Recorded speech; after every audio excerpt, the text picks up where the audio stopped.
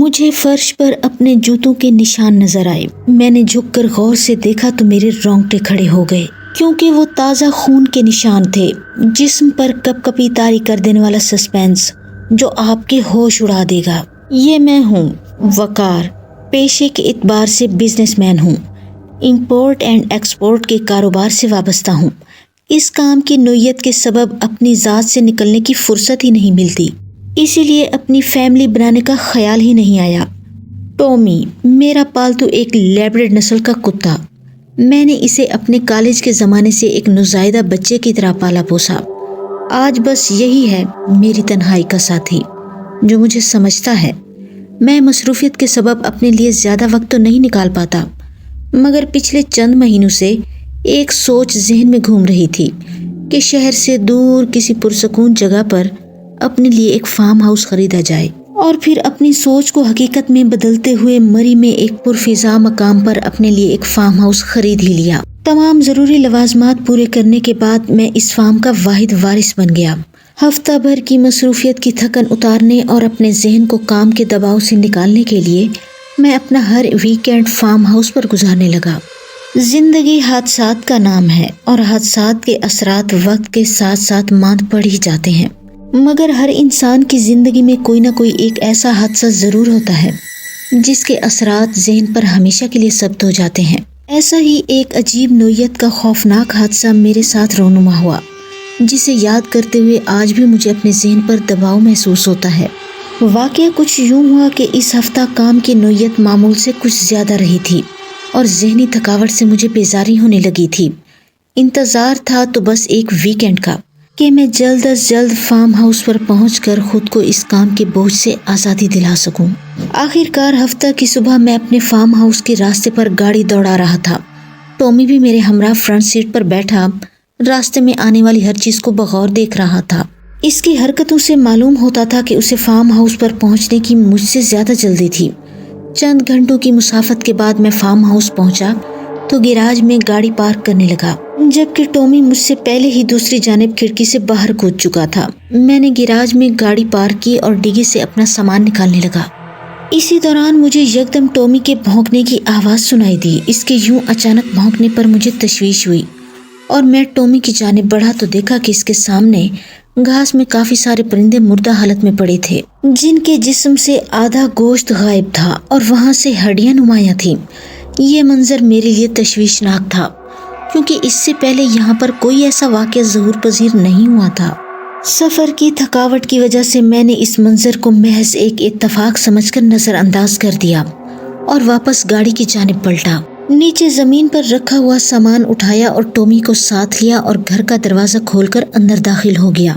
سامان ایک طرف رکھتے ہوئے میں نے سوچا کہ تھکاوٹ دور کرنے کے لیے گرما گرم چائے کا ایک کپ بنا کر پیا جائے، لیکن صرف سوچا ہی جا سکتا تھا، کیونکہ چائے بنانے کی ہمت نہ تھی۔ اس لیے چائے کا ارادہ ترک کرتے ہوئے میں اپنے کمرے کی جانب بڑھا اور جوتے اتار کر بیڈ پر نیم دراز ہو گیا۔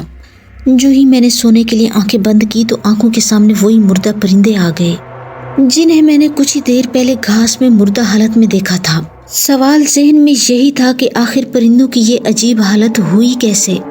آس پاس کسی سے پوچھا جائے تو یہ ممکن نہ تھا، کیونکہ فارم ہاؤس کے ارد گرد کوئی خاص آبادی نہ تھی۔ ایسا کسی جنگلی جانور نے کیا یا کوئی انسان ان پرندوں کی یہ حالت کر کے یہاں پھینک گیا؟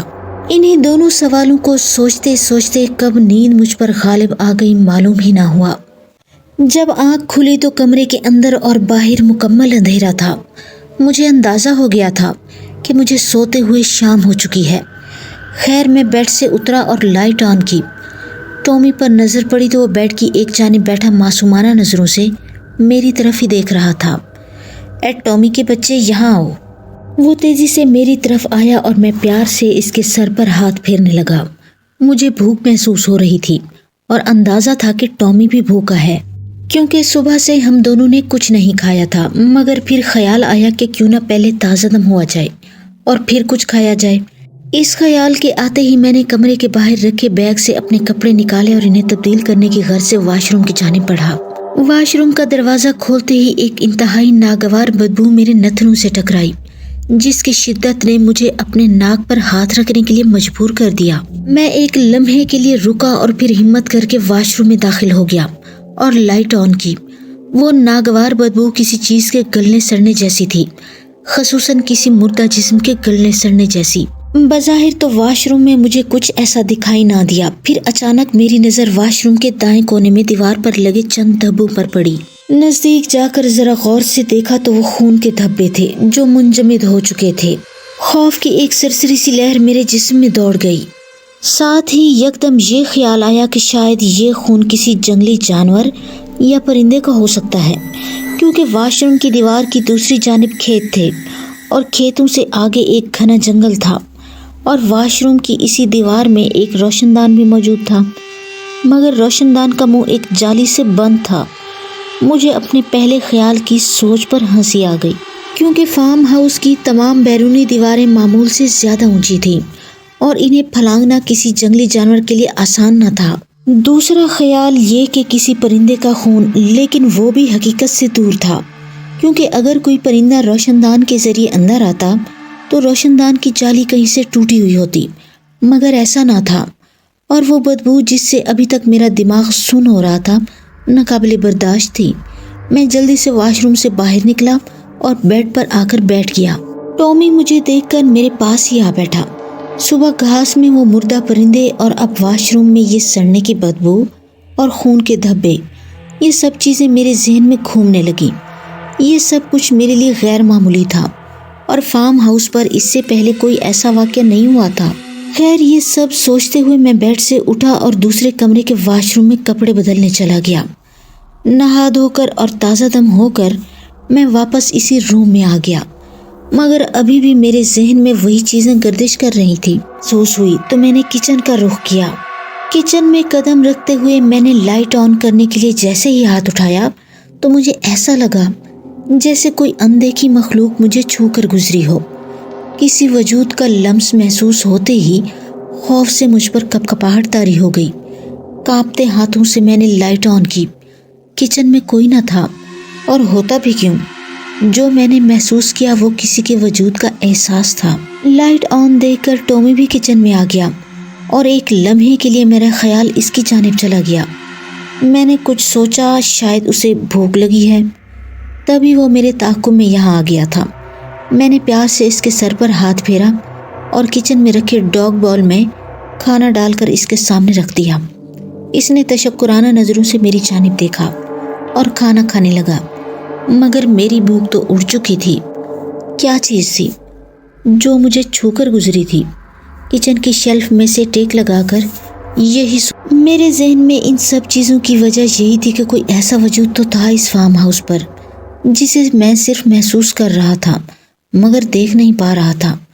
یہ سب سوچ کر میرے ذہن پر دباؤ بڑھتا جا رہا تھا اور میرا سر درد سے بھاری ہو رہا تھا۔ درد کی شدت کم کرنے کے لیے میں نے چائے بنانے کا سوچا اور پھر چائے بنانے لگا۔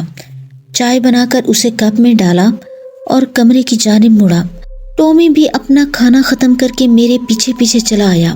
میں نے چائے کا کپ بیڈ کی سائڈ ٹیبل پر رکھا اور بیڈ پر ٹانگیں پھیلا کر اس کی پشت سے ٹیک لگا کر بیٹھ گیا۔ دھیان بٹانے کے لیے اور اس سوچ سے نکلنے کے لیے میں نے سائڈ ٹیبل پر موجود میگزین اٹھا لیا۔ چائے کی چسکیاں لیتے ہوئے میگزین کے صفحے پلٹنے لگا، اور اسے دیکھنے کے دوران میں نے چائے ختم کی اور خالی کپ ایک طرف رکھتے ہوئے میری نظر ٹامی پر پڑی، جو مسلسل کمرے کے بیرونی دروازے کی جانب دیکھ رہا تھا اور اپنے سر کو ایک خاص انداز میں حرکت دیتے ہوئے اپنے دائیں پنجے کو ہوا میں لہرا رہا تھا۔ مجھے حیرت یوں ہوئی کہ وہ ایسی حرکت تب کرتا تھا جب وہ کوئی ایسی چیز دیکھتا یا ایسی آواز سنتا جو اسے عجیب لگتی۔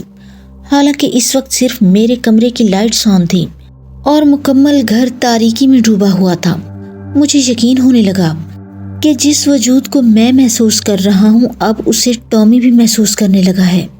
مجھے تجسس پیدا ہوا کہ میں باہر جا کر دیکھوں کہ جو اس وقت ہو رہا ہے وہ محض میرا وہم ہے یا کچھ اور۔ یہ سوچ کر میں کمرے سے نکلا اور باہر لاؤنج میں آ گیا اور لاؤنج کی لائٹ آن کی اور ساتھ ہی بیرونی دروازے سے لان میں آ گیا۔ ٹامی بھی میرے پیچھے پیچھے تھا۔ ارد گرد نگاہ دوڑانے پر مجھے محض تاریکی کے اور کچھ نظر نہ آیا۔ میں لان میں چہل قدمی کرنے لگا اور ادھر ادھر دیکھنے لگا۔ چلتے ہوئے مجھے اپنے پاؤں کے نیچے کچھ محسوس ہوا۔ میں نے جھک کر دیکھا تو ایک مردہ پرندہ تھا۔ میں گھبرا کر پیچھے ہٹا کیونکہ یہ مردہ پرندہ ان صبح والے پرندوں میں سے نہیں تھا، بلکہ اس پر سے 3/4 گوشت غائب تھا اور اس کے جسم سے تازہ لہو ٹپک رہا تھا۔ ٹامی اس پرندے کو سونگھنے لگا اور عجیب سی آوازیں نکالنے لگا۔ میں نے جلدی سے اسے آواز دے کر وہاں سے ہٹایا اور کمرے کی طرف دوڑا۔ Please like, comment and subscribe the channel Shehzad Khan Horror Stories and thanks for watching.